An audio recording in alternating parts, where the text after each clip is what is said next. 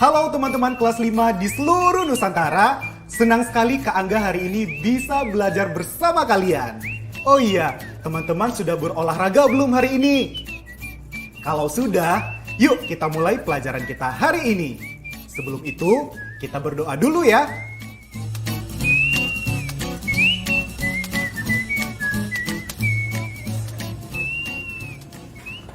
Ayo membaca.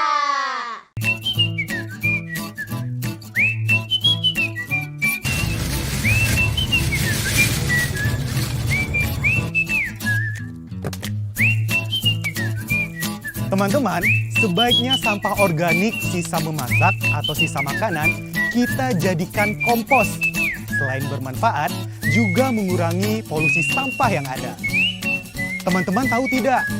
Sampah di pembuangan sampah akhir itu bisa menjadi gunungan sampah yang sangat berbahaya. Contohnya seperti kasus berikut ini.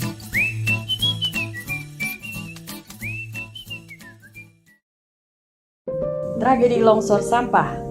Guguran hujan selama 2 hari berturut-turut mengakibatkan sampah di tempat pembuangan akhir sampah Lewi Gajah di Kecamatan Cimahi Selatan, Kota Cimahi tidak mampu lagi menahan beban air.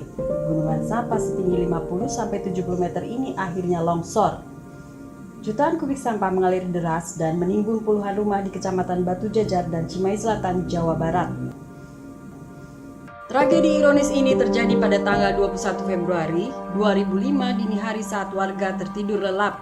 Diperkirakan sebanyak 143 jiwa meninggal.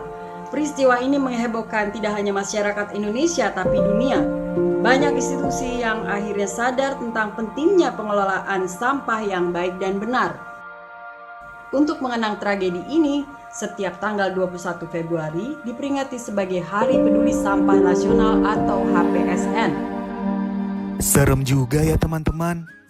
Mudah-mudahan di daerah teman-teman gak pernah ada ya kejadian seperti itu. Nah, setelah membaca artikel tadi, teman-teman coba menjawab pertanyaan berikut ini. Apa ide utama paragraf pertama teks tersebut?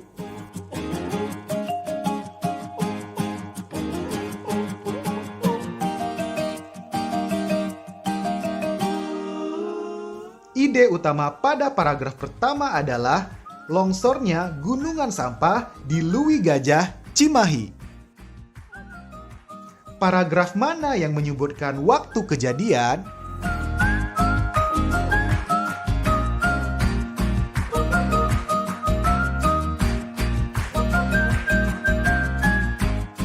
Paragraf ketiga, yaitu 21 Februari 2005. Tuliskan kalimat dalam teks yang menunjukkan jumlah korban dalam peristiwa ini.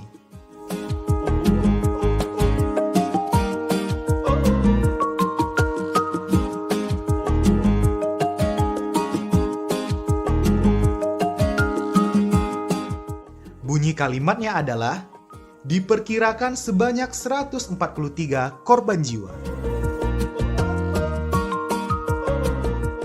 Apa dampak ekonomi yang dirasakan masyarakat akibat kejadian ini?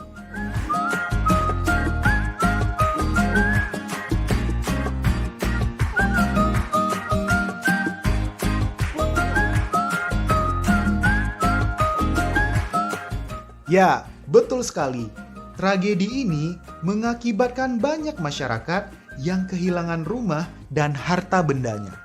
Ayo menulis. Nah teman-teman, setelah membaca artikel tadi, sekarang saatnya kalian tulis di buku kerja kalian, buat 5 pertanyaan tentang artikel tersebut. Dengan menggunakan kata tanya, apa, mengapa, di mana, kapan, dan bagaimana. Lihat contoh tabelnya berikut ini.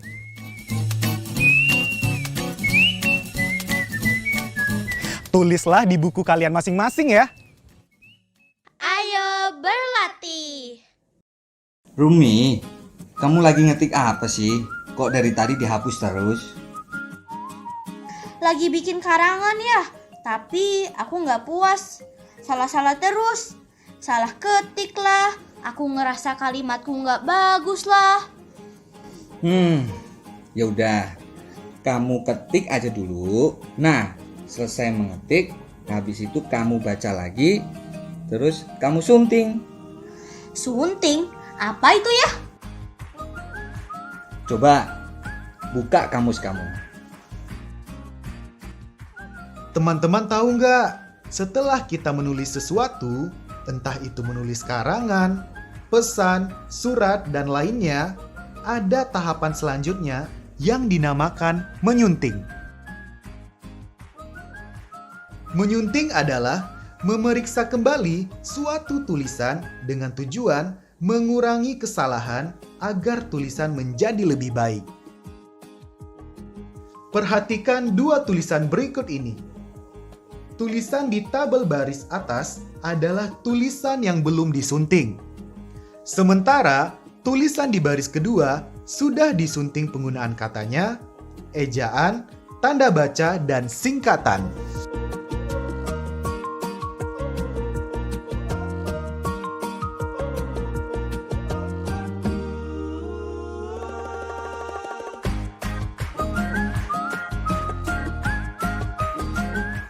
Coba, bagian manakah dari tulisan pertama yang sudah disunting?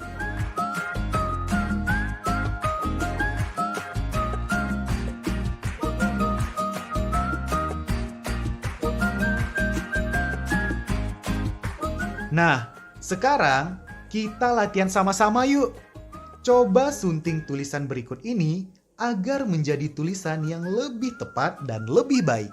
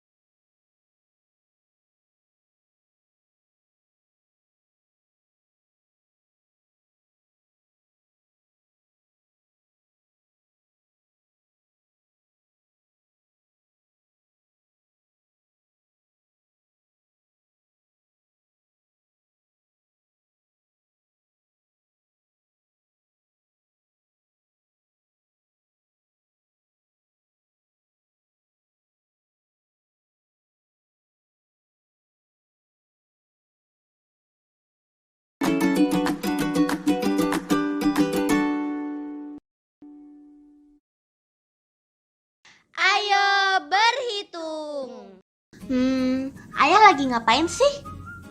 Ini, ayah lagi mengunduh file. Masih lama ya? Enggak, tinggal 10% lagi sih. Tapi masih 7 menit lagi. Kenapa? Aku udah selesai menyunting tulisan aku. Ayah mau baca nggak? Oke, boleh. Berikut ini adalah file yang diunduh oleh Ayah Rumi. Bisakah kalian menghitung berapa lama waktu yang diperlukan untuk mengunduh file ini?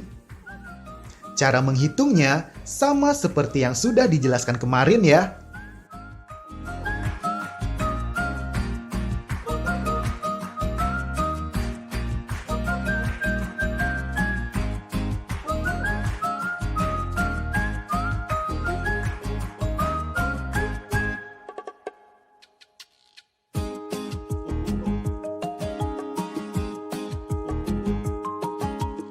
Pertama-tama, kita hitung berapa persentase file yang belum terunduh. Seluruh total file yang perlu diunduh sama dengan 100%. Sementara, file yang sudah diunduh sebanyak 90%. Lalu, tinggal kita kurangi saja. 100% dikurangi 90%, sama dengan 10%. Berarti, file yang belum terunduh sebanyak 10%. Nah, 10% ini membutuhkan waktu 7 menit untuk mengunduhnya.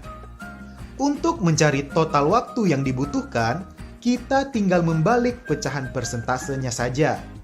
Menjadi 100/10 dikali 7 menit, sama dengan 70 menit.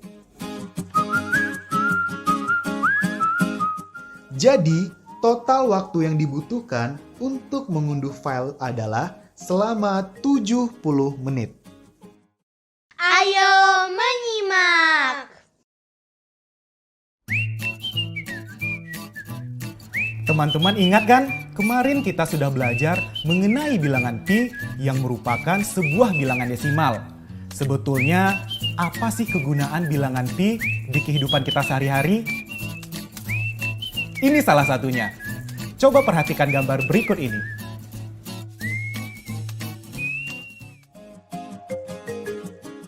Daerah yang berada dalam lingkaran merupakan daerah yang terdampak gempa dan dapat merasakan gempa bumi yang terjadi.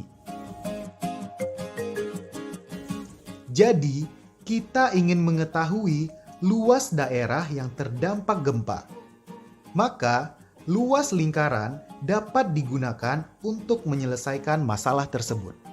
Misalnya, pada ilustrasi ini, diketahui perkiraan jari-jari lingkaran adalah 500 km.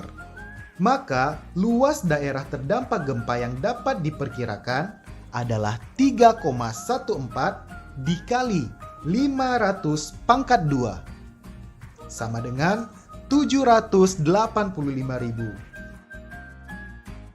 Jadi, luas daerah terdampak gempa pada gambar peta tersebut adalah 785.000 km.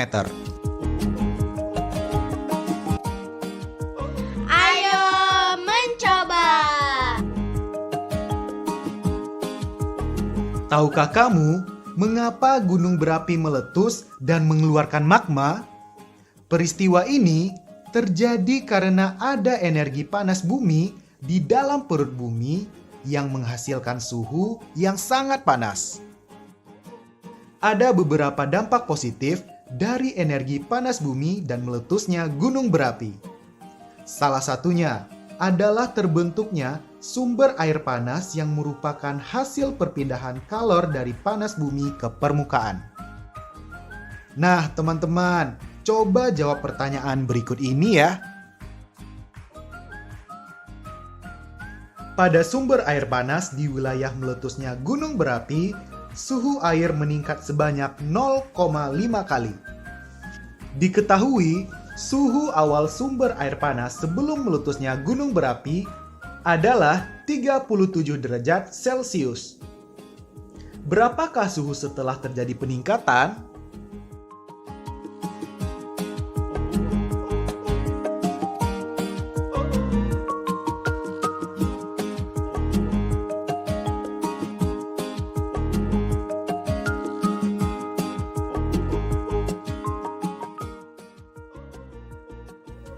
Coba kita hitung sama-sama ya. Pertama-tama, kita hitung berapa derajat peningkatan suhunya. Karena peningkatannya sebanyak 0,5 kali dari suhu awal, maka derajat peningkatan suhu sama dengan suhu awal dikali 0,5 sama dengan 37 dikali 0,5 sama dengan 18,5.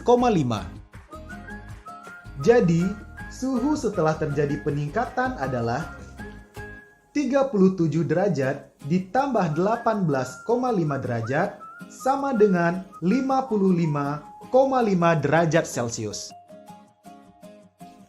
Pertanyaan kedua, sebuah wilayah yang terkena dampak bencana meletusnya gunung berapi akan diukur ulang dan akan digunakan kembali sebagai pemukiman warga seperti denah berikut.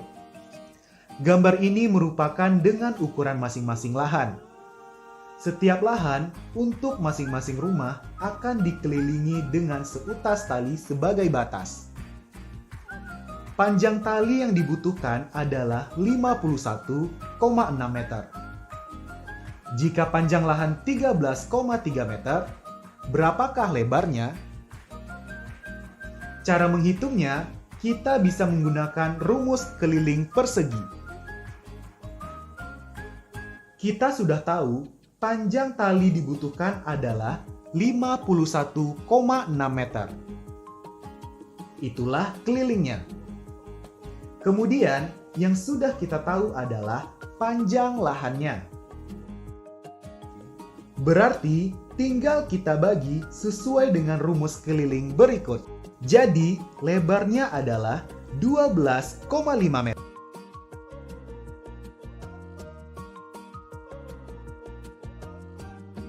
Jawablah pertanyaan berikut ini di buku kerja kalian. Pertanyaan pertama. Terdampak sebuah lahan terdampak tsunami, luasnya 74,75 meter persegi. Lahan tersebut berbentuk persegi panjang dan panjangnya 11,5 meter. Berapakah lebar lahan tersebut?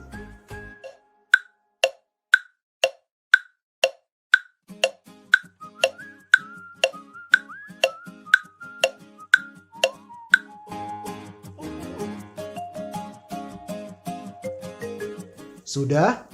Nah, untuk menjawab ini, kita bisa menggunakan rumus luas persegi panjang seperti berikut. Jadi, lebar lahan tersebut adalah 6,5 meter. Pertanyaan kedua. Bantuan berupa beras seberat 11,75 kuintal diberikan kepada warga pantai ujung timur yang terkena bencana tsunami. Jika beras tersebut akan dibagi dalam beberapa bungkusan seberat 1,25 kg, berapa banyak bungkusan yang bisa dibuat?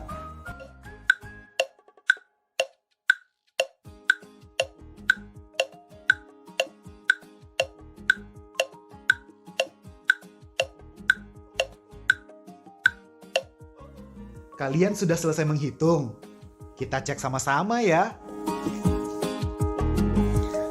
Untuk mencari berapa banyaknya bungkusan, kita bisa gunakan cara berikut.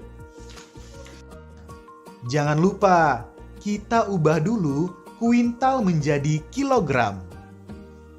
1 kuintal sama dengan 100 kilogram. Jadi, 11,75 kuintal sama dengan 1175 kilogram. Selanjutnya, tinggal kita masukkan angkanya ke dalam rumus. Jadi, banyaknya bungkusan yang bisa dibuat sebanyak 940 bungkus.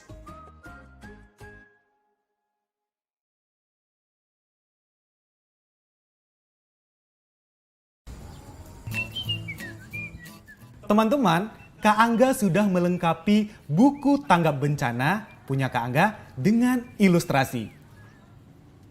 Nah, selanjutnya hal yang harus kalian lakukan adalah menyusun halaman-halaman yang sudah kalian tulis. Dimulai dari judul buku. Setelah itu, kata pengantar, daftar isi,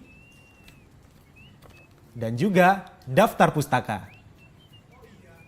Oh iya, kalian jangan lupa tambahkan nomor halaman di sudut kanan buku atau di atas buku, atau juga di tengah bawah buku. Apabila ada yang ingin kalian tanyakan, silahkan tanyakan ke guru kalian ya. Semangat mengerjakan! Refleksi. Teman-teman, pelajaran hari ini terasa cepat sekali ya. Masihkah kalian ingat artikel yang kalian baca di awal pelajaran kita hari ini? Dapatkah kalian mengetahui apa ide utama artikel tersebut? Lalu, dapatkah kalian membuat pertanyaan menggunakan kata apa, mengapa, kapan, di mana, dan bagaimana berdasarkan artikel tersebut? Kemudian, kalian masih ingat kegunaan bilangan pi kan? Nah, terakhir, pastinya sekarang kalian sudah paham bagaimana menghitung pembagian desimal.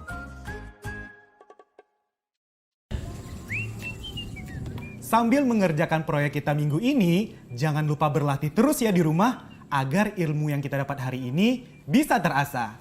Tetap semangat, sampai jumpa besok!